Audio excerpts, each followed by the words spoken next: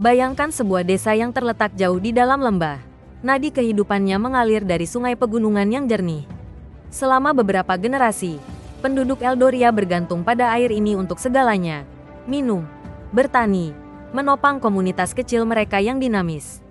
Namun, setiap beberapa bulan, tanpa peringatan, sungai itu akan menyusut secara misterius, membuat ladang kering dan semangat meredup.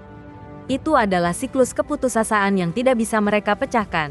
Masalahnya bukan kekeringan sesaat, itu adalah fenomena yang berulang dan membingungkan. Mereka memeriksa tepian, menjelajahi hulu, mencari penyumbatan yang terlihat, pohon tumbang, longsoran batu, apapun yang signifikan. Tapi mereka tidak menemukan apa-apa. Upaya awal mereka sederhana. Penduduk desa membersihkan puing-puing kecil, berharap itu adalah penyebabnya. Ketika itu tidak berhasil, keputusasaan mengarah pada ide-ide yang lebih kompleks. Mereka mencoba membangun bendungan kecil sementara untuk meningkatkan tekanan air. Percaya bahwa sumbatan tersembunyi pada akhirnya akan terbuka. Tetapi setiap kali, sungai hanya akan menetes sebentar sebelum melambat lagi ke kecepatan yang menjengkelkan, membuat semua orang frustrasi dan bingung oleh kekuatan tak terlihat yang bekerja. Seiring berjalannya waktu, dan masalah semakin intensif, para tetua desa memutuskan untuk mencari bantuan dari luar. Mereka memanggil insinyur dan ilmuwan lingkungan yang sangat dihormati dari kota yang ramai. Para ahli ini tiba dengan beragam peralatan yang mengesankan, peralatan sonar, drone pemetaan canggih, bahkan instrumen survei geologi. Mereka menghabiskan berminggu-minggu mempelajari medan, menganalisis sampel tanah, dan meneliti peta kuno. Teori mereka rumit, mulai dari pergeseran bawah tanah yang halus hingga pertumbuhan tanaman air langka yang berlebihan, atau bahkan endapan mineral yang belum ditemukan yang mengganggu aliran.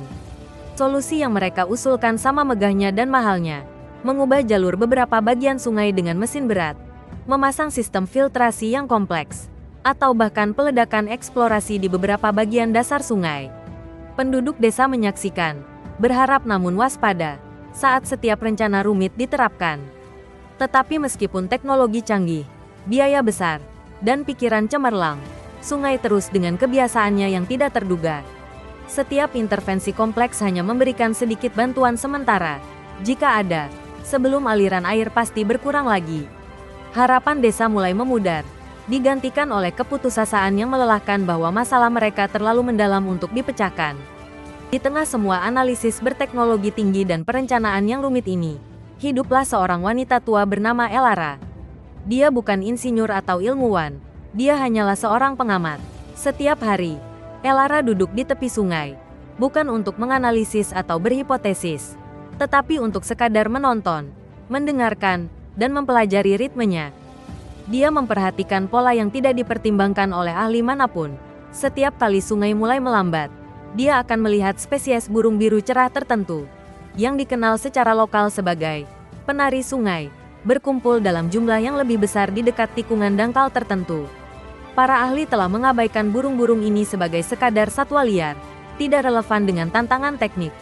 Tetapi Elara memperhatikan mereka bersarang, memperhatikan mereka menyelam untuk ikan, memperhatikan mereka dengan halus memindahkan kerikil kecil untuk menciptakan perairan dangkal pelindung bagi anak-anak mereka.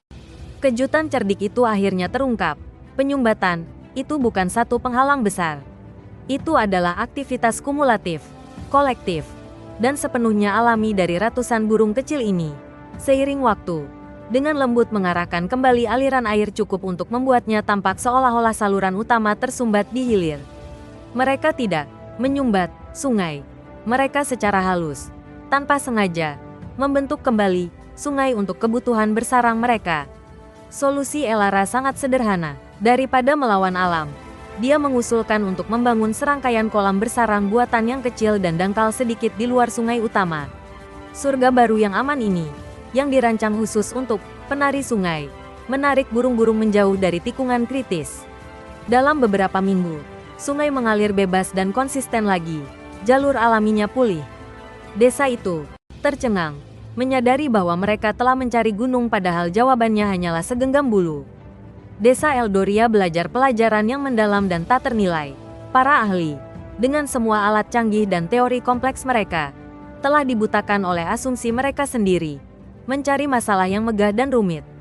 Mereka telah memperumit apa yang, pada dasarnya, adalah interaksi ekologis sederhana. Pengamatan Elara yang sabar, sederhana, bebas dari bias pengetahuan canggih, telah menembus semua kebisingan. Itu membuktikan bahwa kadang-kadang, masalah yang paling sulit tidak rumit sama sekali. Itu hanyalah kebenaran sederhana yang dikaburkan oleh kecenderungan kita untuk berpikir terlalu banyak dan memperumit.